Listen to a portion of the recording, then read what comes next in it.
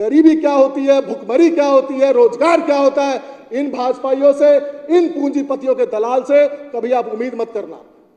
गरीब की हाय कभी नहीं लेना चाहिए। हम लोग कहते हैं गरीब की हाय सबसे बुरी होती है, और वो हाय का असर होने लगा है। 400 पार का नारा दे रहे थे, 240 पर अटक गया, उसके बाद भी आपको समझ में नहीं आ रहा है गरीब की हाय का क्या असर होता है। तो आने वाले समय में सुपड़ा साफ हो जाएगा। अध्यक्ष महोदय, मैं आपके माध्यम से यही कहना चाहता हूं कि ये मंत्री तैयार हो, सदन रेजोल्यूशन पास कर दिया हो, क्या बोलते हैं, फरवरी 2024 के अंदर में। जनतंत्र में जनता इंपॉर्टेंट होता है। डेमोक्रेसी की जो नींव होती है वो डेमोक्रेसी में for the people, of the people, by the people का ही मतलब डेमोक्रेसी होता है। जनता के चुने हुए प्रतिनिधि हम हैं, जनता का सदन ये है। अगर ये सदन रेजोल्यूशन पास कर देती है, उसके बाद भी ऐसा कौन आदमी है जिनको जो है सो इन 10,000 लोगों को नौकरी पर बहाल करने में प्रॉब्लम है। मंत्री लिख करके दे रहा है कि इनको जो है सो वापस जो है सो इनकी ज्वाइनिंग करवाई जाए। सदन रेजोल्यूशन पास करता है इसी साल के फरवरी के महीने में कि 10,000 लोगों को वापस नौकरी पर रखा जाए। उसके बाद ये लेफ्टिनेंट गवर्नर कौन होता है इनकी नौकरी लेने वाला? ये कौन लोग हैं जो इनके जो है सो चूल्हे बुझाना चाहते हैं? तो हम सब लोगों को मिलकर के इस लेफ्टिनेंट गवर्नर की क्या औकात है? नरेंद्र मोदी के रिप्रेजेंटेटिव हैं ये, और आज इन 10,000 लोगों की नौकरी किसी ने ली है तो भारत के प्रधानमंत्री नरेंद्र मोदी जी ने लिया। उनको जवाब देना चाहिए। इन 10,000 लोगों की नौकरी का सवाल है। महिलाओं की 2 करोड़ से ज्यादा लोग रहते हैं दिल्ली के अंदर में, जहां पर महिलाओं की आबादी 1 करोड़ से ज्यादा है।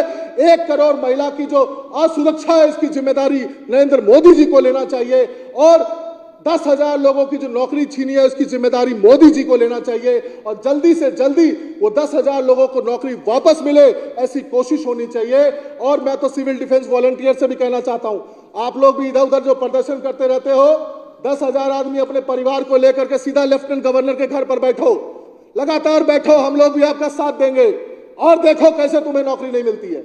आप लोगों को भी सीखना पड़ेगा कि अपने हक और अधिकार की लड़ाई कैसे लड़नी है। और ये देश बाबा साहब अंबेडकर के संविधान से चलता है।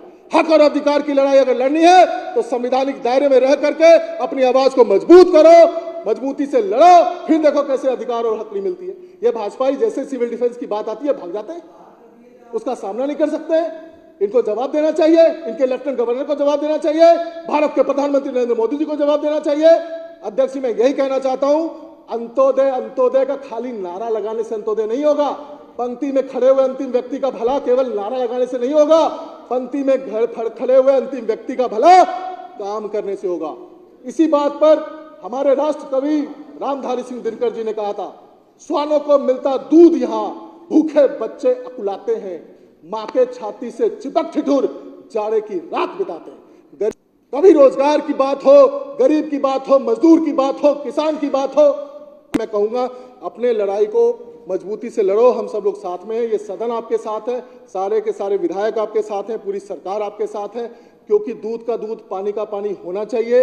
इनको भी पता लगना चाहिए कि किस तरीके से ये लोग महिला विरोधी हैं, किस तरह से ये लोग ब्रिजभूषण शरण के जैसे लोगों को पनाह देने वाले लोग हैं, रेपिस्ट को माला पहनाने वाले लोग हैं, महिला सुरक्षा पे कभी कोई बात नहीं करते हैं। दिल्ली के अंदर में इनकी सरकार 10 साल से है, आज भी एनसीआर भी कहता है rape capital of India, rape capital of India. ये तमका ले घूमते हैं, फिर बोलते हैं हम तो विश्व गुरु बनेंगे, विश्व गुरु बनेंगे। दिल्ली की देश की राजधानी को रेप कैपिटल ऑफ इंडिया का तमका से तो हटा नहीं पाए, बड़े आए विश्व गुरु बनने वाले। बहुत बहुत धन्यवाद। एक जनप्रतिनिधि का काम होता है कि जनता के मुद्दे को पुरजोर तरीके से उठाए, उनकी समस्याओं को सुने।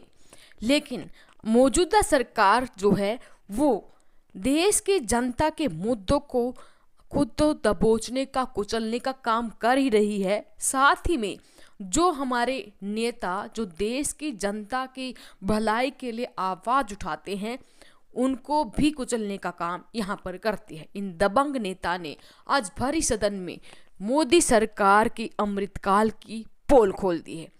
बेरोजगारी क्या होती है, भूखमरी क्या होती है, गरीबी क्या होती है, महिलाओं का शोषण क्या होता है, वो बीजेपी वाले क्या जाने। संविधान को कुचलकर तानाशाह बने बैठे हैं, लेकिन रोजमर्रा की जिंदगी में जीवन यापन के लिए लोगों को किन किन समस्याओं का सामना करना पड़ता है, क्या उनका तनिक भी अंदाजा है आपको मोदी जी? आज महंगाई चरम सीमा पर है, बेरोजगारी चरम सीमा पर है, देश की जनता त्राही त्राही कर रही है, लेकिन सत्तारूढ़ सरकार ना तो इसकी तरफ ध्यान देती है और ना ही इसका कोई समाधान करती है। साथ ही साथ अगर कोई हमारे नेता इसके खिलाफ आवाज उठाते हैं तो सीबीआई, ईडी आदि की रेड डालकर उनको फंसा दिया जाता है, जेलों में बंद कर दिया जाता है, उनके ऊपर अत्याचार किए जाते हैं। तो ये देश आज किस ओर जा रहा है? क्या यही है विकसित भारत? इन दबंग नेता ने जो जो मुद्दे उठाए हैं, क्या आप उनसे सहमत हैं? सहमत हो वीडियो को लाइक करें, साथ ही दोस्तों के साथ जरूर शेयर करें। धन्यवाद। जय हिंद, जय भारत।